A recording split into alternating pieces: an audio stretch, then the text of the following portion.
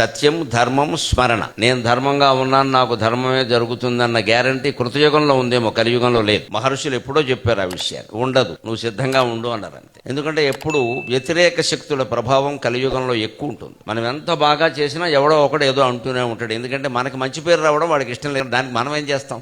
వాడి కోసం ఇప్పుడు కావాలని చెడ్డ పేరు తెచ్చుకోలేము, వాడి కోసం చేసే పని మానేయలేము. చీరలు పెట్టెలో పెట్టుకుని ఉంటారు. చిమ్మట అని ఓ పురుగు ఉంటుంది, బట్టలు కొట్టే పురుగు. పెట్టెలో పెట్టిన చీరలు దానికి ఏం అపకారం చేసాయి? వాటిని దారినే ఉన్నాయి. కానీ ఈ చిమ్మట ఊరికే వచ్చి ఆ పెట్టెను దొలిచి ఆ చీరలను కూడా కొట్టేస్తుంది. తన దారిని తాను సజ్జనుడు ఉన్నా సరే కొంతమందికి అది నచ్చదు.